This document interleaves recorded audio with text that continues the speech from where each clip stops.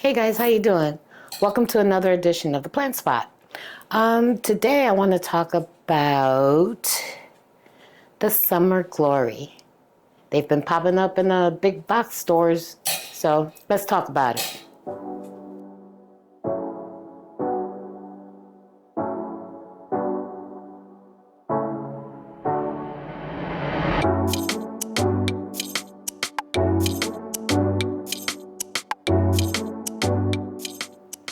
All right, guys, as I mentioned in the intro, today I wanted to visit with the Summer Glory. I have been seeing this beautiful plant pop up in the plant stores. Just recently, I was at Home Depot and I saw them in small containers, circular pots for about $29. When I originally got mine, they were not in stores. This is one of the first philodendrons that I decided to buy. I thought it was just pretty. But let's get to some of the nitty gritty. So this plant, from what I understand, is a hybrid. This is a cross between a Macaulay finale and a gloriosum. And you can see both parentage in the plant. The color of the leaves reminds me a lot of the Macaulay finale, the stems and the way the petioles come out, the backside of the leaf, you know, with that orangey tinge back there. But then when you think about the gloriosum, you can see that in the leaf shape. The leaf shape is very similar to the gloriosum, and it has that veinage, which is also very particular to the gloriosum plant. This one's a little darker and it's not velvety, but it resembles a lot. Now, one of the things that I did notice is that online, when you research this plant, you'll see a lot of confusion as to whether is it a crawler or does it grow upright. A little context on this one. When I first got it, it was in a 3-inch pot, very small. I did struggle with it. And as a seedling, it did appear like it was going to grow upright. But as it started to grow, I noticed that it started leaning forward and it was developing roots, but not advantageous roots like the ones that you would see trying to attach to a tree or a moss pole. These really look like crawling roots. I left this plant in its original pot for, I want to say maybe 6 months. And when I did repot it the first time, I repotted it to a larger round pot, what we would typically use. Just recently, I moved it to this pot, which really isn't a pot. This is just one of those bins that you would use to store things. I took and I used a soldering iron and I drilled holes around the side and on the bottom just to give it something rectangular to grow in. As far as the lighting for this plant, I seem to find that it likes bright light, but not super direct light. So right now it lives over here on this plant cabinet, and I have one of these cheapo little lights that hits it from the front here. And it gets a little bit of morning sun from this east window when it's not cloudy outside. And for watering, this one just got watered yesterday, but typically, and specifically now that it's in this clear pot, I don't tend to water this until I can see that the soil level is dry about midway. And I think that's a good approach, at least for me to take, because these plants are typically prone to root rot. And, you know, I don't want that because we've been together for a while. I've had this plant since March of 2023. Now, pest. Typically, you guys know I don't say that I have pests or a lot often. But with this particular plant, I did fight a battle of the thrips. And I think what helped me was that I noticed them quickly. I still have some of the older leaves that show some of the damage that occurred. What I used initially was just that horicortical soap that we make at home, where, you know, you take some alcohol, neem oil, peppermint soap, water, maybe a little bit of peroxide.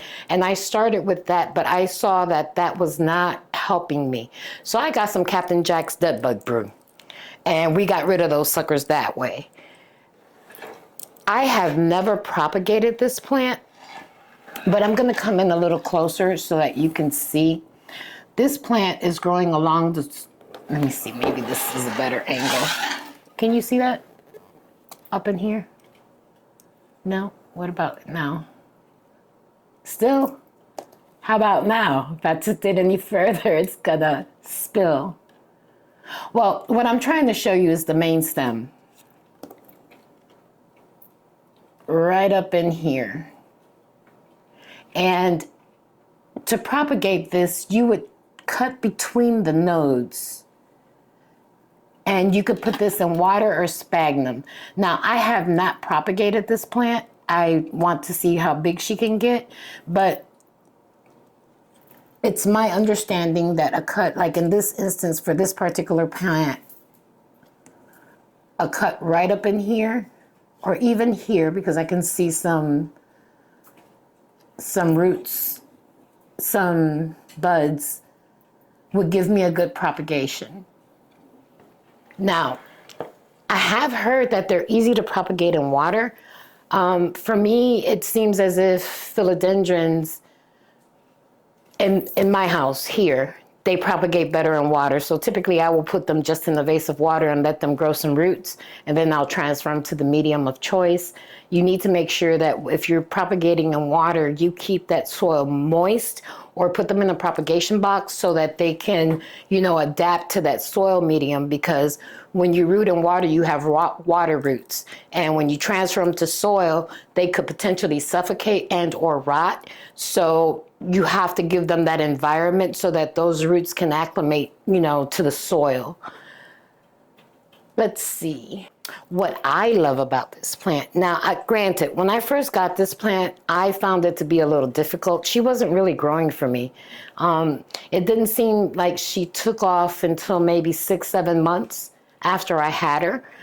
Right now, she seems to be on the path to, I'm happy, because she's putting out about, I want to say, a leaf a month, and her leaves are starting to size up. I think this is her last leaf, because this is the one that's the softest.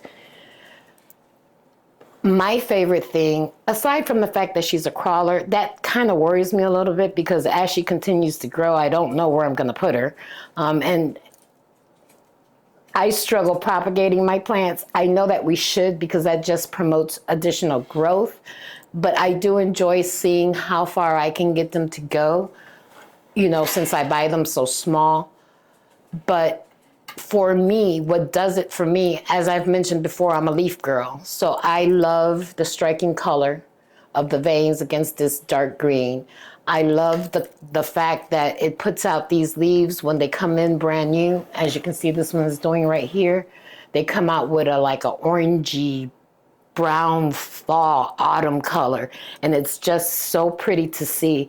This plant apparently has 2 growth points, or maybe 3, because she's putting out leaves. This is the main stalk, but she's got one here where she's putting out leaves, and then there's another stalk on this side where she's also putting out leaves. So this one has the potential of getting pretty big and full for me, which I'm excited to see as we continue to grow along together.